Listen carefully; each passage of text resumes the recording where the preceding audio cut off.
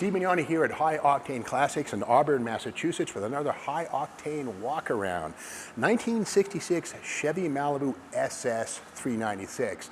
Now here we have on the front, of course, the blacked out grille, the Super Sport, the 396, seen for the first time in 1966. Now 65, there was a thing called the Z16 Malibu, not an Impala, mid-size Malibu, and they only made 201 of those. Pretty rare car, incredibly rare car in fact, but for 66, the SS396 became a distinct model in the Chevelle lineup, and here's one right here.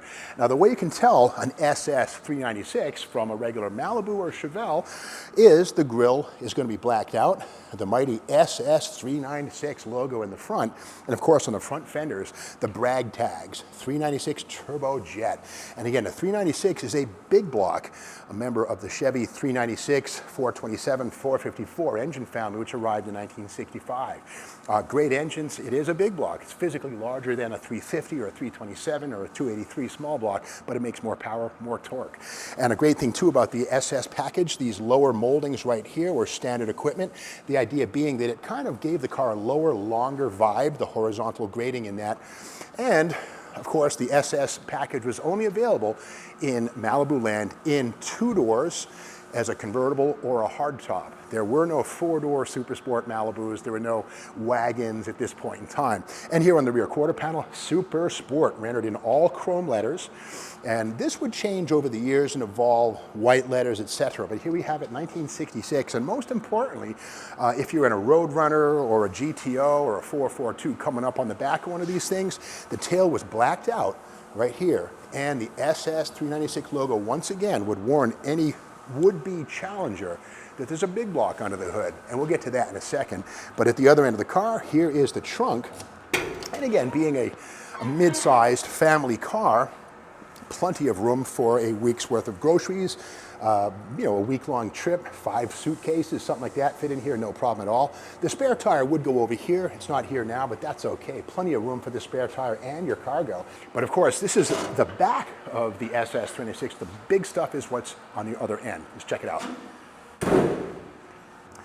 Before I open this hood, the one thing we have to describe is the hood and how it has completely fake power vents in the top. Now the reality is these don't do a darn thing. They're not open to the elements. They don't allow air in or heat out. But the one thing they do is sell the heck out of cars. Let's remember Pontiac GTO, the Olds 442, the Plymouth Roadrunner, the Plymouth GTX, the Ford Fairlane GTA, you name it. They had fake hoods till you get into 69, 70, 71. Then finally the engineers began to make these function in various ways. Of course, in Chevyland 1970, the cowl induction hood on the Chevelle would come.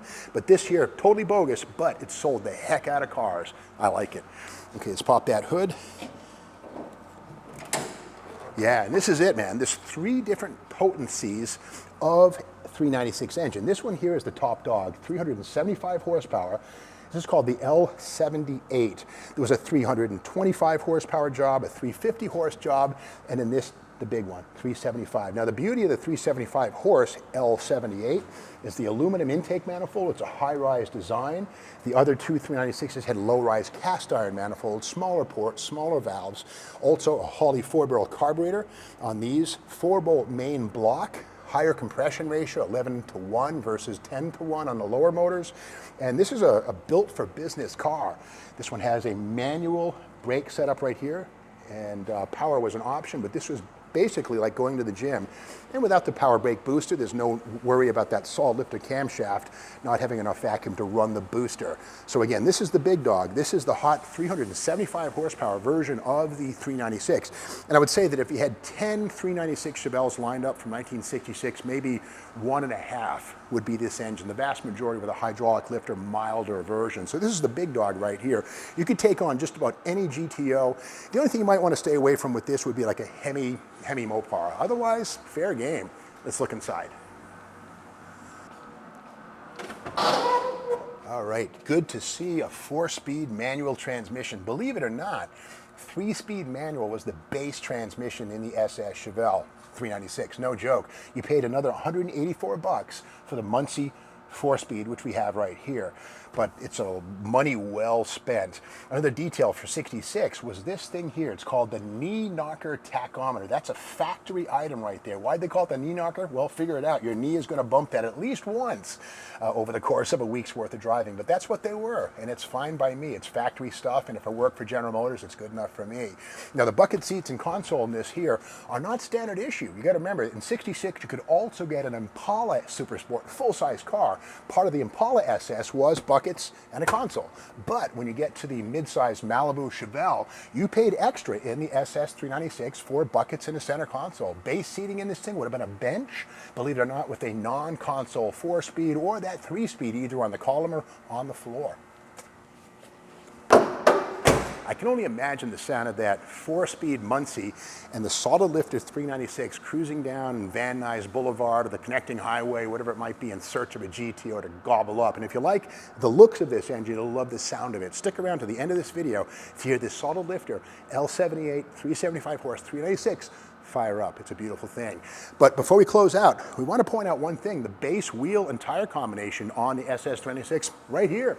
Steel wheels, color-coded to the body with poverty caps, but these are redline bias ply tires, and these redline tires are period correct. In fact, Coker makes these things to this very day. The first appearance of redline tires, 1964, Olds 442.